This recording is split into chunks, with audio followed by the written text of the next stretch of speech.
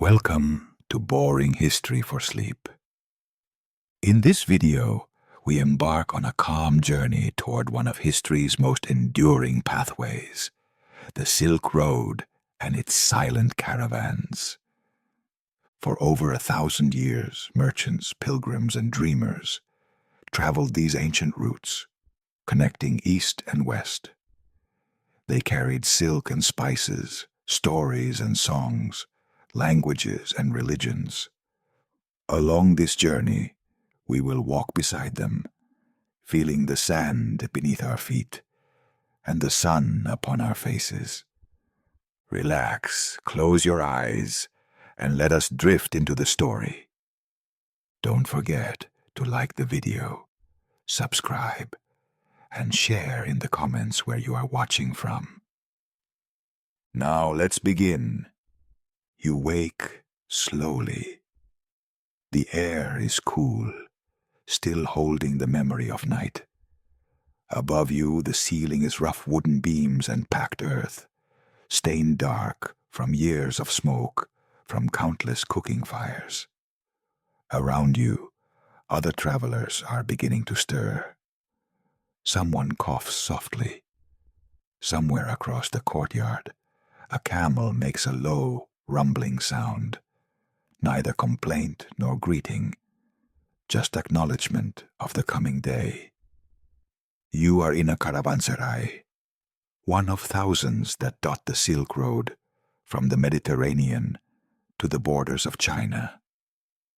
This one stands at the edge of Samarkand, in what will one day be called Uzbekistan. But now, in this moment somewhere in the middle of the 8th century, it is simply a stopping place, a breath between journeys, a threshold between the known and the unknown. You rise from your sleeping mat, which is thin and worn, but cleaner than many you have used. Your back aches slightly. You have been traveling for 3 months already, and your body has learned the particular language of constant movement. Your feet know the feeling of endless walking. Your shoulders remember the weight of your pack. Your eyes have grown accustomed to searching distant horizons for signs of shelter, water, danger, hope. The caravanserai is built around a central courtyard, square and spacious. The walls are thick, made of sun-baked brick the color of honey and sand. They are high enough to keep out bandits and strong enough to withstand sandstorms.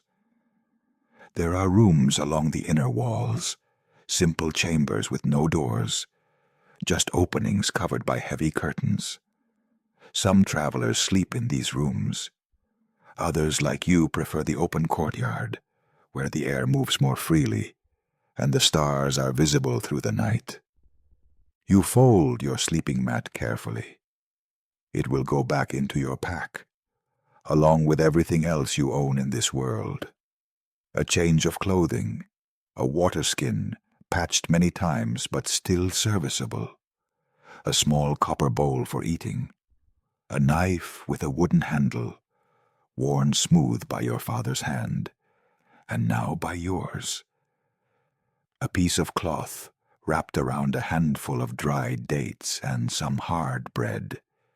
And beneath all of this, sewn into a hidden pocket in the lining of your pack, a small leather pouch containing the reason for your journey.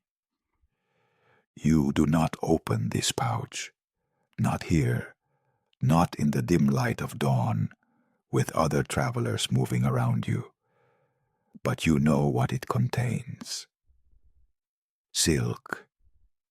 Raw silk, the finest threads, purchased in the markets of Chang'an after 2 years of saving, bargaining, and careful planning. This silk will buy your future if you can carry it safely across mountains and deserts, through kingdoms and across borders, to the markets of Constantinople, or perhaps Damascus, or Alexandria.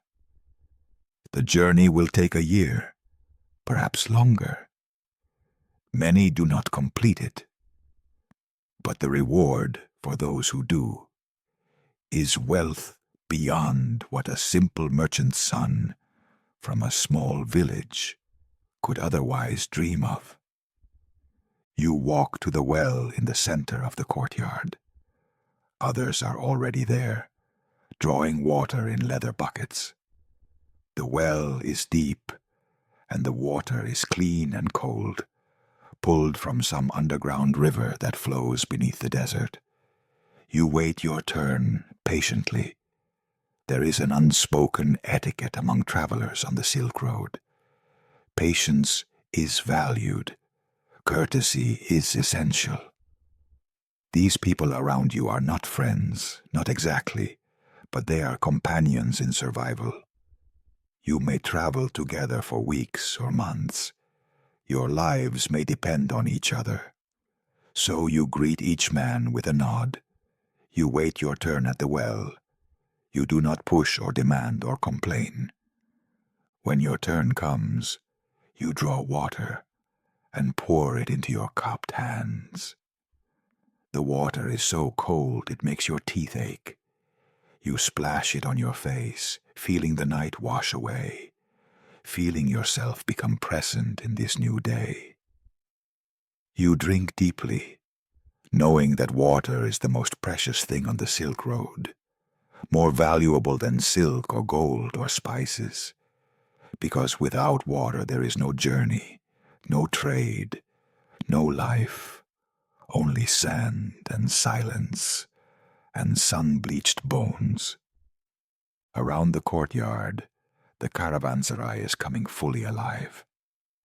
The keeper, a stout man with a long beard and kind eyes, moves among the travelers, collecting fees from those who arrived late in the night.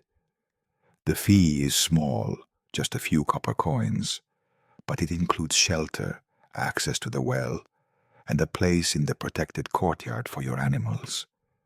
Some caravanserais offer food as well, usually simple fare like flatbread and lentil stew.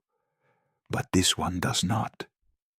Here, you must provide your own food, or buy it from the vendors who gather outside the gates each morning.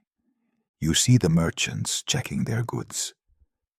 There is a man from Persia with bundles of fine carpets, each one rolled tightly and wrapped in oiled cloth to protect it from dust and moisture.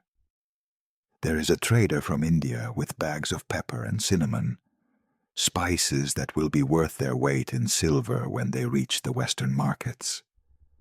There is a Chinese merchant with porcelain carefully packed in straw, each piece wrapped individually, each crate marked with symbols you cannot read. And there are others carrying cotton, tea, precious stones, medicinal herbs, paper, and 100 other goods that flow along these ancient routes like blood through the veins of the world. The camels are being prepared. These are Bactrian camels, the two-humped variety that can survive the harsh conditions of the Central Asian deserts. They are large and somewhat bad-tempered, especially in the morning, but they are astonishingly resilient. A camel can carry loads of up to 300 pounds and can go for days without water, drawing on the fat stored in its humps. The camel drivers move among the animals with practiced ease, checking their feet for injuries, adjusting the wooden saddles that will carry the cargo, speaking to the camels in low, soothing voices. You have your own camel, purchased in Samarkand, with most of your remaining money. She is old, this camel, and one of her humps sags slightly to the side. But the seller assured you she was reliable, and so far, this has proven true. You named her Zaytuna after the olive tree because of her patient endurance. You approach her now, and she turns her large head toward you, chewing cud with slow, rhythmic movements of her jaw. Her eyes are dark and calm, impossibly long-lashed, giving her an expression of permanent philosophical contemplation. You run your hand along her neck, feeling the coarse hair, feeling the warmth of her body. Then you begin to load your belongings. First, the saddle blanket, thick wool that will protect her back from the wooden frame. Then the saddle itself, which must be positioned carefully to distribute the weight evenly. Then your pack, secured with leather straps. You work slowly, checking each knot, making sure everything is tight and balanced. A poorly secured load can shift during the day's journey, causing injury to the camel and delay to the caravan. And delay in the desert can mean death. Other travelers are doing the same, and gradually the courtyard fills with the sounds of preparation. The creaking of leather, the soft thud of bundles being placed on camel backs, the occasional snort or grunt from an animal, the murmured conversations of men discussing the day's route, the condition of the water sources ahead, the rumors of bandits or sandstorms or political trouble in distant cities. The caravan master arrives. His name is Rahman, and he is a weathered man of perhaps 50 years, though it is hard to tell exact ages on the Silk Road, where the sun and wind age faces beyond their years. Rahman has made this journey more than 20 times. He knows every well, every mountain pass, every dangerous stretch of road. He knows which local rulers are friendly to merchants and which demand excessive tolls. He knows when to push forward and when to shelter and wait. The success of the caravan depends on his knowledge and his decisions, and so everyone defers to him without question.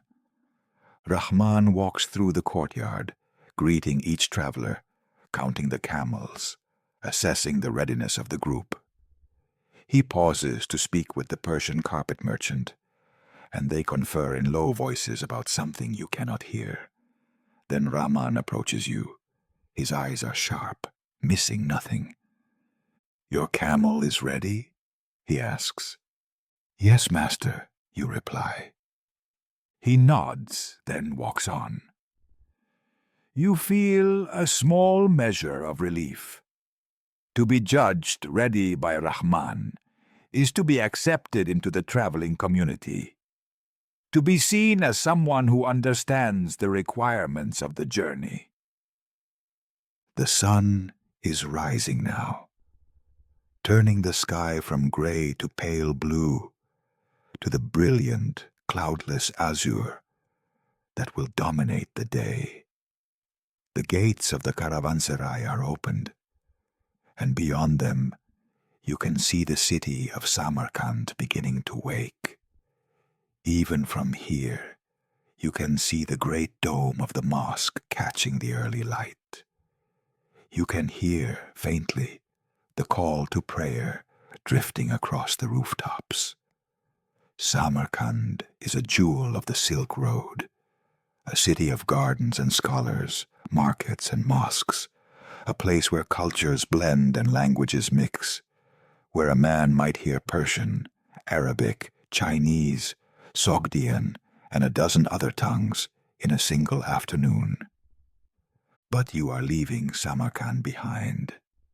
Ahead lies the next stage of your journey, several days of travel across relatively easy terrain before reaching the more challenging desert crossing. The route will take you west toward the Caspian Sea, though you will turn south before reaching it, heading toward Persia and eventually the Levant.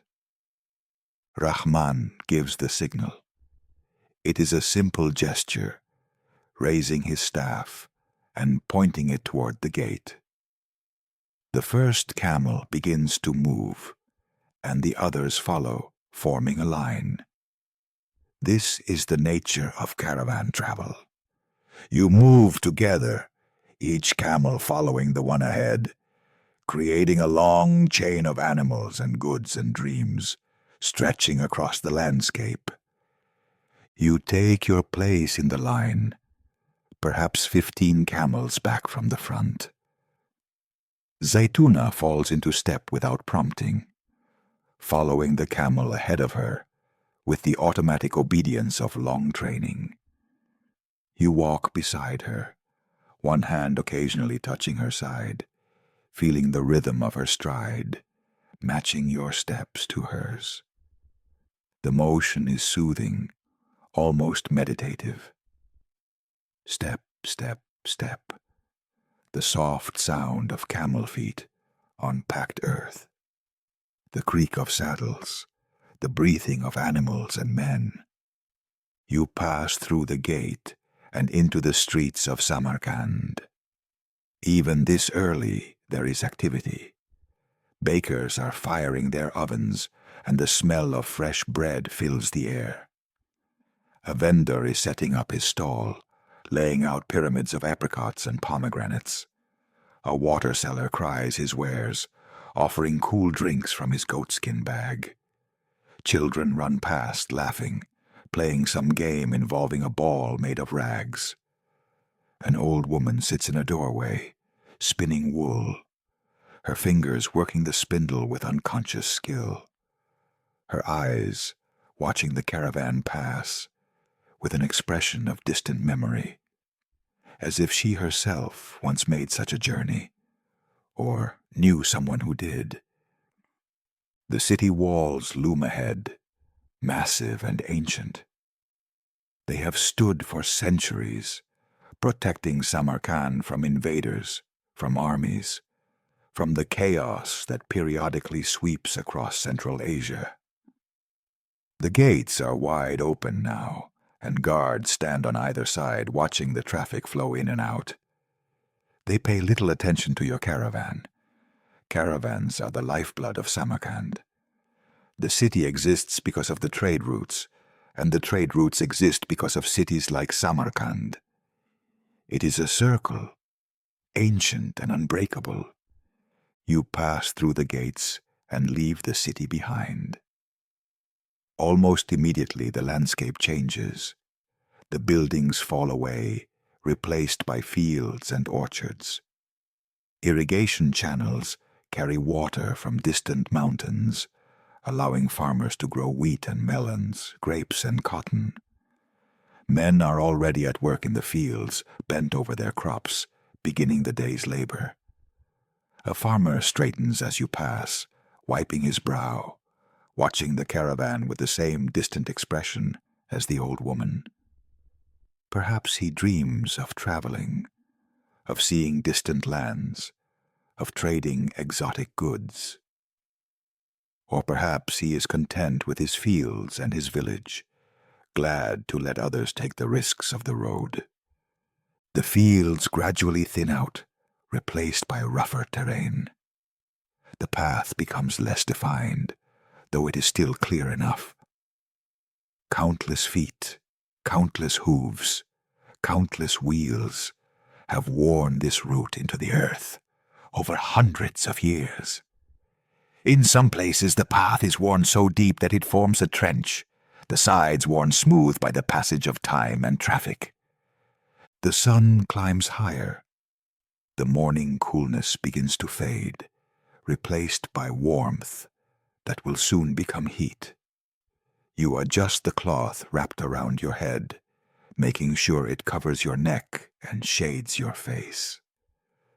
The sun on the Silk Road is a constant companion, sometimes welcome, often brutal. You have learned to respect it, to protect yourself from it, to move through the hottest parts of the day with slow, energy-conserving movements. Around you, the other travelers are settling into the rhythm of the journey. Conversations fade. Men walk with their heads down, watching the path, lost in their own thoughts. The camels walk steadily, their two-legged gait creating a rolling motion, their humps swaying slightly with each step. The only sounds are footsteps, breathing, the creak of leather, the occasional clink of metal. You let your mind wander. You think of your village, far to the east, near the edges of the great Chinese Empire. You think of your father's shop, small and cluttered, filled with the smell of old cloth and incense. Your father was a merchant too, though he never traveled far, never ventured onto the Silk Road itself. He bought goods from traveling traders and sold them in the local markets, making a modest living, enough to feed his family, enough to give his son, you, an education, a chance.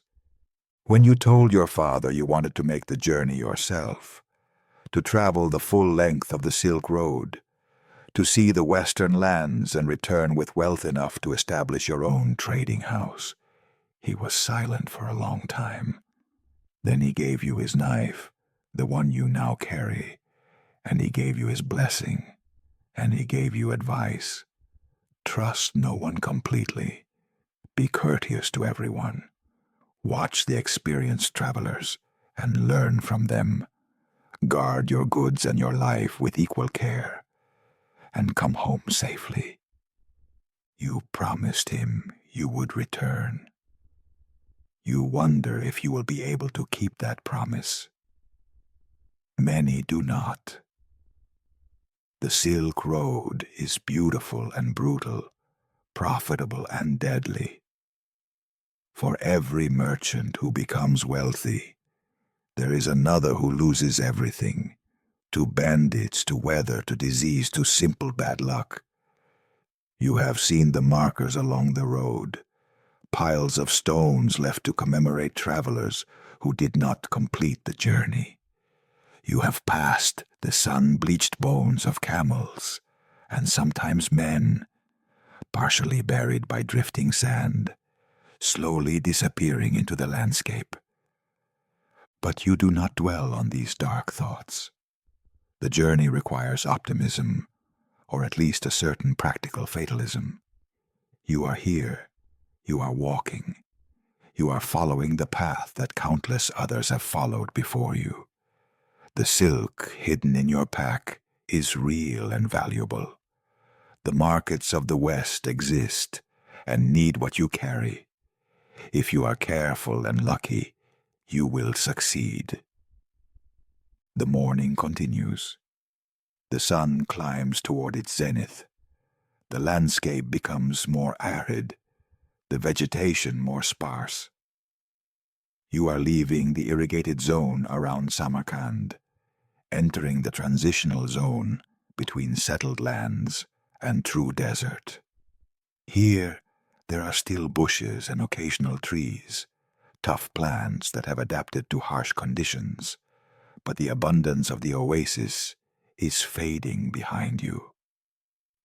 Rahman calls for a brief rest. The caravan comes to a halt, and men and animals stand together in the growing heat. You drink sparingly from your water skin. The water is warm now, but still precious. You offer some to Zaytuna, pouring it into your copper bowl and holding it up to her. She drinks delicately, her large lips surprisingly gentle. Around you, other travelers are resting in similar ways. The Persian carpet merchant sits on one of his rolled carpets, eating a piece of flatbread. The Chinese porcelain trader stands in the shade of his tallest camel, fanning himself with his hat. Two younger men, brothers perhaps, are joking quietly about something, still having enough energy for humor even in the heat. An old man approaches you. You have noticed him before, but have not spoken with him. He is thin and moves with the careful deliberation of age, but his eyes are alert and bright. He carries very little, just a small pack and a walking stick. You wonder what he trades, what brings him onto the road at his age. "First time?" he asks, gesturing at the path ahead with his stick. "Yes, grandfather," you reply respectfully. He nods, settling himself on a rock near you. "I have made the journey 7 times, he says. East to west, west to east. The road never changes, but it is never the same." You consider this paradox. "What do you carry?" you ask. He smiles, showing gaps where teeth once were. "Stories," he says. "I am a poet, a teller of tales. In the West, they pay to hear stories of the East. In the East, they pay to hear stories of the West. It is a good living for a man who owns nothing but his memory and his voice." You are about to ask him more, but Rahman signals that it is time to continue. The old man rises stiffly and makes his way back to his place in the line. You guide Zaituna back onto the path. The caravan moves forward again, step by step, mile by mile, walking deeper into the vast spaces between civilizations. The hours pass in a way that feels both slow and fast, as if time itself has changed its nature out here between cities. Each moment stretches long, filled with the details of heat and light and motion. Yet when you look back, the morning has somehow vanished, and the sun stands almost directly overhead, turning the world into a furnace of white light and shimmering air. The landscape has changed gradually, so slowly you barely notice the transition. The last trees disappeared perhaps an hour ago. The bushes became smaller, more scattered, their leaves gray-green and dusty. Now even these are thinning out, replaced by stretches of bare ground, gravel and sand mixed together, dotted occasionally with rocks worn smooth by wind and time. The path is less clear here. There is no single track, but rather a broad area of disturbed ground, where generations of caravans have passed, spreading out across the desert floor, each choosing a slightly different route around obstacles, seeking firmer ground, avoiding soft sand. Rahman leads with confidence, reading signs in the landscape that are invisible to you. A certain configuration of rocks, a distant mountain peak, the angle of the sun, the direction of old ruts worn into harder patches of earth. You walk and walk and walk. Your legs move automatically now, no longer requiring conscious thought. Left foot, right foot, left foot, right foot. Beside you, Zaituna maintains her steady pace, her breathing deep and regular, her head bobbing slightly with each step. The sound of her footfalls becomes a rhythm. The oasis grows larger as you approach, transforming from a distant line of green into distinct shapes. Palm trees, their fronds moving gently in the breeze. Bushes clustered around what must be water, perhaps even grass. That precious carpet of living green that seems like a miracle after the browns and grays of the desert. The sight energizes the caravan. The camels sense water and quicken their pace slightly. The men walk with renewed purpose, the fatigue of the morning temporarily forgotten in anticipation of rest and refreshment. As you draw closer, you see that this is not merely a well, but a true oasis, a place where water rises naturally to the surface, creating a small ecosystem in the midst of barrenness. There are several pools, their surfaces reflecting the sky like scattered mirrors. Around these pools, vegetation grows thick and lush, creating a green island perhaps 200 paces across. Palm trees provide shade, their trunks straight, and their crowns spreading wide. Date palms, you realize, which means fruit, which means sweetness, which means a luxury you have not tasted since leaving Samarkand. The oasis is not deserted. As your caravan approaches, you see that another group is already camped here. Their camels are hobbled near the water, perhaps 20 animals. Their tents are pitched in the shade of the palms. Smoke rises from their cooking fires. Men move among the trees, going about their daily tasks. Rahman raises his hand, and the caravan stops while he goes forward alone to greet the other travelers. This is proper etiquette on the Silk Road.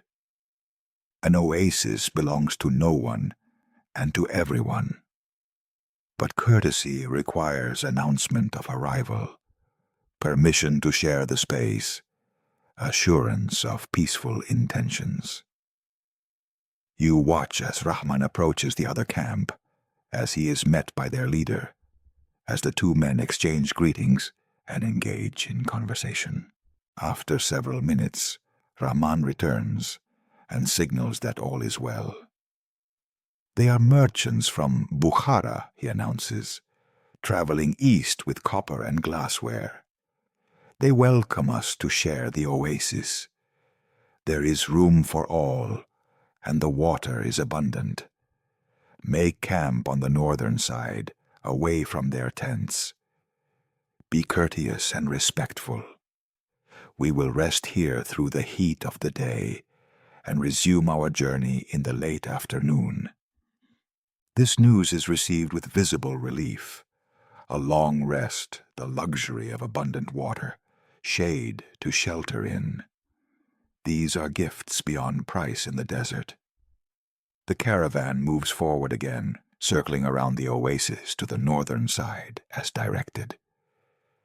The transition from desert to oasis is abrupt and startling.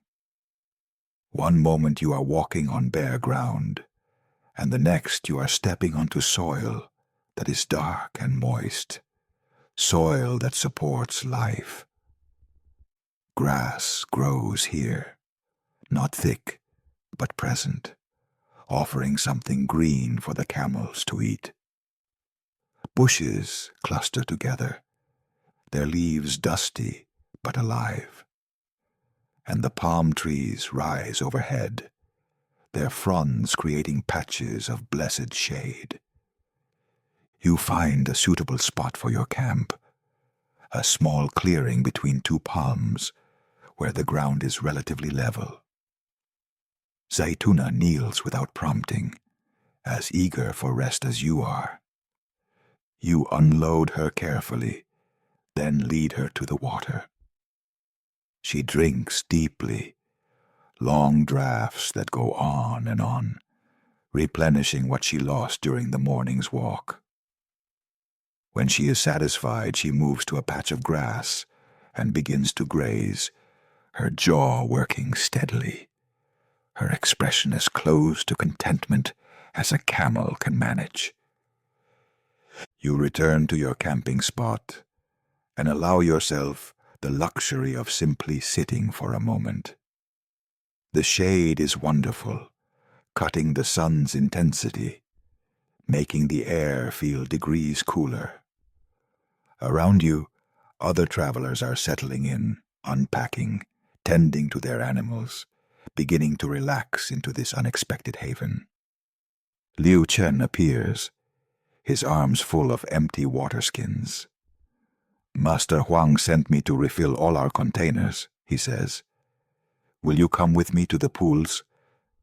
I confess I am nervous about approaching the other caravan, even though Rahman says they are friendly." "Of course," you say, gathering your own water skin. Together you walk toward the largest of the pools, where the water is clearest and deepest. The pool is perhaps 15 paces across, fed by a spring that bubbles up from somewhere beneath the ground. The water is so clear you can see the sandy bottom, see the small ripples where the spring enters the pool, see tiny fish darting in the shallows. Fish here in the middle of the desert. The sight is almost as miraculous as the water itself. Several men from the other caravan are at the pool, filling containers, washing clothes, simply sitting with their feet in the water. They look up as you approach, but seem unconcerned. One man, older with a gray beard and kind eyes, nods a greeting. "Peace be upon you," he says in Persian. "And upon you, peace," you reply, grateful that you share a common language. "You travel west?" he asks. "Yes, toward the Persia and beyond." "You travel east?" "To Kashgar, then perhaps on to Chang'an if conditions allow." "The road has been good to you so far?" "Good enough. No troubles. Rahman is an experienced guide." The man nods approvingly. "Rahman is known to us. He is wise and careful. You are fortunate to travel under his leadership." He pauses, then adds, "There is news you should know. Word has come from the west of unrest in some territories. Local disputes, nothing that should affect trade directly, but Rahman should know. He can decide the best route. You thank him for the information, file it away to report to Rahman later." Liu Chen is filling his water skins, his nervousness apparently eased by the friendly exchange. The older man watches him with amusement. "Your first journey?" he asks Liu Chen.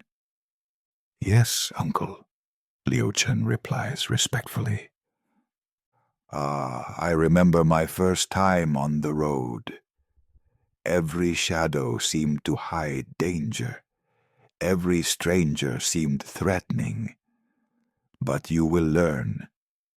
Most people on the Silk Road are like us, simply trying to make a living, hoping to complete their journeys safely. We are all brothers in survival out here." Liu Chen smiles, clearly pleased by these reassuring words. You finish filling your water skin, then yield your spot to another traveler who is waiting.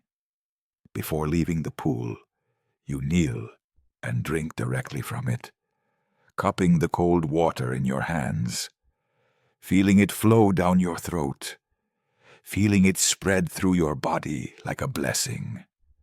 You and Liu Chen return to your camps, walking through dappled shade, listening to the breeze moving through the palm fronds, enjoying sounds you have not heard in days, the rustle of leaves, the chirping of birds that live in the oasis, the splash of water when someone dives into one of the pools. At your camp, you set up your tent more elaborately than usual, taking advantage of the long rest period to create a comfortable space. You hang your spare clothing to air out, shake sand from your blankets, arrange your belongings neatly. Then you retrieve a few dates from your food supply and allow yourself to eat them slowly, savoring their sweetness, their soft texture, their reminder of civilization and agriculture and human cultivation. The camp settles into an afternoon lull. The heat is still intense despite the shade, and most travelers choose to rest during these hours, conserving energy for the cooler evening. You lie in your tent, too warm to sleep deeply, but dozing in and out of consciousness, your mind drifting through half-formed thoughts and dreamlike images. You wake to the sound of voices outside your tent. Not threatening, but lively, engaged in animated conversation. Curious, you emerge to find that the two caravans have begun to mingle. Men from the Bukhara group have come to visit, bringing gifts of food and news. Rahman and the other caravan leader are sitting together in the shade, sharing tea, talking in low voices about routes and conditions and politics. Other traders have formed small groups, engaged in the casual commerce that happens when merchants meet. The Persian carpet merchant is showing his wares to a man from Bukhara who deals in similar goods, each examining the other's inventory with professional interest, discussing techniques and suppliers, perhaps negotiating trades. The Chinese porcelain merchant is carefully unwrapping a single piece to show to potential buyers, his hands gentle, his expression proud.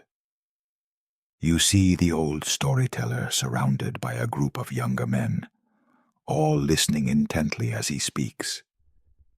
His hands move expressively, shaping the air, his voice rising and falling with the rhythm of his tale. You cannot hear the words from this distance, but you can see the effect. The listeners are rapt, transported by whatever story he is telling, their faces showing wonder and emotion. Liu Chen waves to you from across the camp, gesturing for you to join him. You make your way over and find him sitting with several other young men, all apparently servants or apprentices like himself, all on their first or second journeys. They have formed a kind of informal club, sharing experiences and anxieties, finding comfort in their common situation. Karim, join us, Liu Chen says. We are sharing stories of why we chose to travel the Silk Road. You settle yourself in the circle. One of the young men, a tall fellow with a ready smile, is speaking. My father said I needed to learn the business from the ground up, that I could not simply inherit his trading house without understanding the work.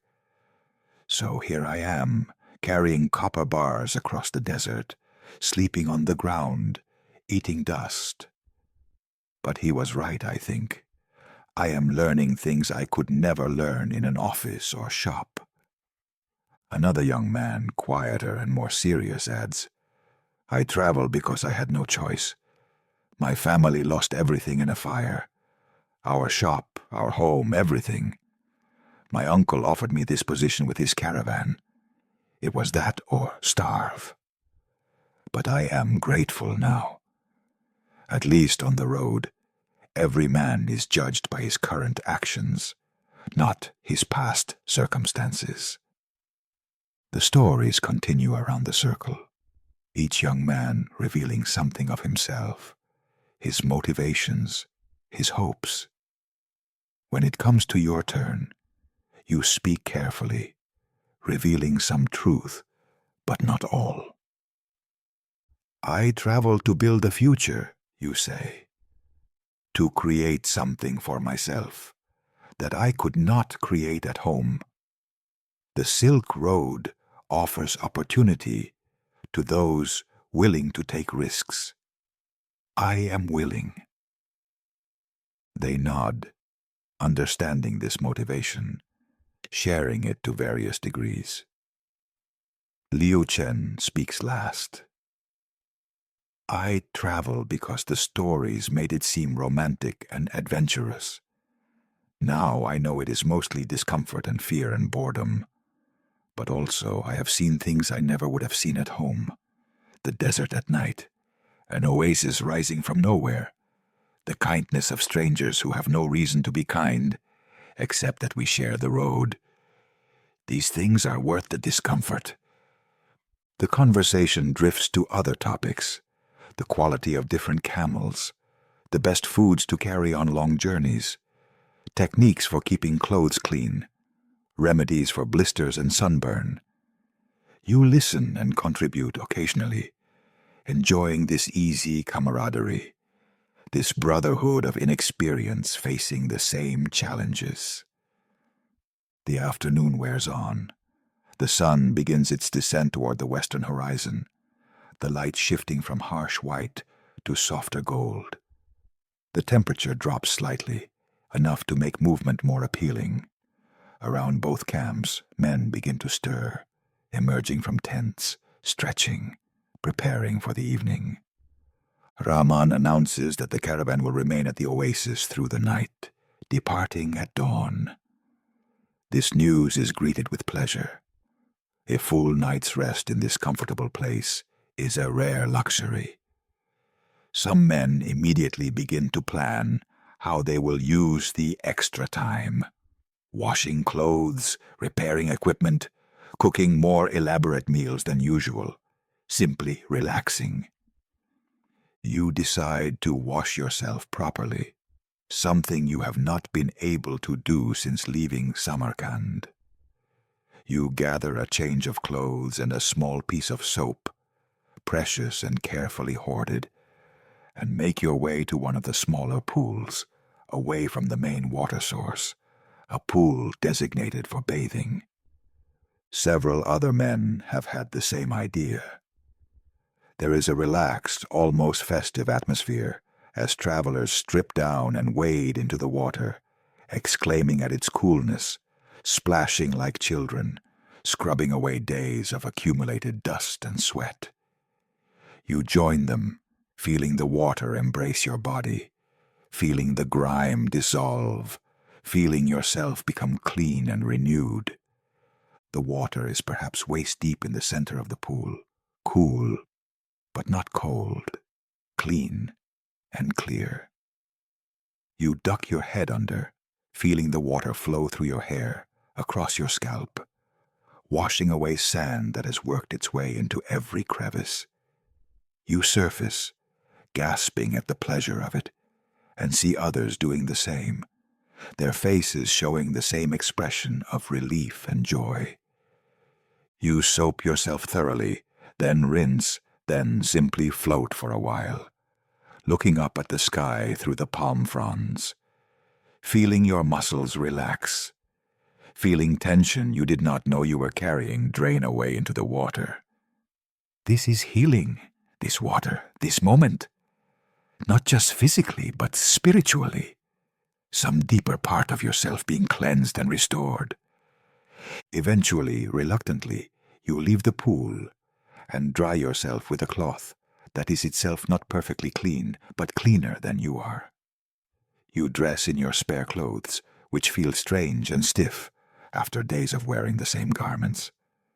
You gather your dirty clothes to wash them, joining other men at the edge of another pool, all engaged in the same task, scrubbing fabric against rocks, rinsing, wringing, hanging the wet garments on bushes to dry in the evening air. By the time you return to your camp, clean and dressed, and feeling more human than you have in days, the sun is low on the horizon, and the oasis is transforming into an evening scene of remarkable beauty. The light comes horizontally through the palms, creating dramatic rays and shadows. The pools reflect orange and pink and gold. Birds are settling into the trees for the night, calling to each other, establishing their positions. The air is cooling rapidly, comfortable now, pleasant. Cooking fires are being lit in both camps, more fires than usual, larger fires, as men take advantage of the available fuel and the security of numbers to cook proper meals. You can smell bread baking, meat roasting, spices releasing their fragrances into the air. Your stomach responds with urgent hunger, reminding you that you have eaten very little today. You build your own fire and begin to prepare the most elaborate meal you can manage with your limited supplies. You soak some grain in water to soften it, preparing a kind of porridge. You toast the last of your bread over the fire. You chop dates and almonds together, mixing them with a little precious honey you have been saving, creating a simple but satisfying dessert. As you cook, the Persian carpet merchant approaches. "Young man," he says, "I am hosting a small gathering at my fire tonight. Several of us will share food and stories. You would be welcome to join us." You are surprised and honored by the invitation. "Thank you, uncle. I would be pleased to attend." "Come when you have finished your meal," he says. "Bring whatever you wish to share: food, drink, stories, songs. All contributions are welcome." He moves on, extending similar invitations to others. You realize this is a kind of formal gathering, a tradition on the Silk Road where travelers from different caravans come together to share not just goods, but culture, knowledge, companionship. You feel excited at the prospect, grateful to be included. You eat your simple meal, finding it more delicious than expected, perhaps because you are clean and rested, perhaps because you are anticipating the gathering, perhaps simply because food tastes better when eaten in comfort rather than exhaustion. As you eat, you watch the sun complete its descent, sinking below the horizon, leaving behind a sky of layered colors that slowly fade to deep blue and then to black. The stars begin to appear, first the brightest ones, then more and more, until the sky is filled with them. The moon has not yet risen, so the stars are especially vivid, casting their ancient light across the desert, across the oasis, across the gathered travelers who have come from distant lands to meet in this place for this brief time. You make your way to the Persian carpet merchant's fire, which has been built in a central location where both caravans can easily access it. Already, perhaps 15 or 20 men have gathered, sitting in a rough circle around the fire. The merchant greets you warmly and gestures to a space in the circle. You settle yourself and look around at the assembled group. There is Rahman, of course, and the leader of the Bukhara caravan. There is the old storyteller, his eyes reflecting the firelight. There is Liu Chen and his master, the porcelain merchant.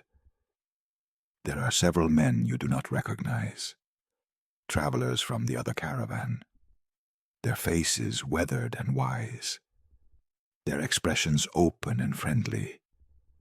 And there are others from your own caravan, men you have walked beside for days, but not yet spoken to at length. The Persian merchant stands and speaks formally. "Friends and brothers of the road, I welcome you to this gathering. We come from different places and travel to different destinations. But tonight we are together in this blessed oasis, safe and comfortable, fed and rested. Let us share what we have: food, drink, knowledge, stories, and let us remember this night as an example of the brotherhood that makes the Silk Road possible." There is a murmur of approval, and then the gathering begins in earnest. Food is brought out and placed in the center: bread and cheese, dried fruits and nuts, cooked grains and roasted meat, even some fresh dates, picked from the oasis palms. Everyone contributes something, and everyone is invited to eat from the common store. Wine appears, produced from somewhere, carefully hoarded, and now generously shared. The bottle passes around the circle, each man taking a small drink, savoring the taste, the warmth, the slight loosening of tongues and inhibitions. You drink when the bottle comes to you, feeling the wine spread through your chest, feeling yourself relax even further into the evening. Stories begin. The old storyteller naturally goes first. He tells a tale of a merchant who tried to cheat a desert spirit and ended up cursed to wander forever, his camel transforming into a creature of sand that dissolves and reforms with each dawn. The story is fantastical and humorous, and everyone laughs at the appropriate moments, enjoying the storyteller's skill, his timing, his expressive gestures. When he finishes, others contribute their own stories. A trader from Bukhara tells of a sandstorm so fierce it buried his entire caravan, and how they survived by creating an air pocket under the camels and waiting 3 days for the storm to pass.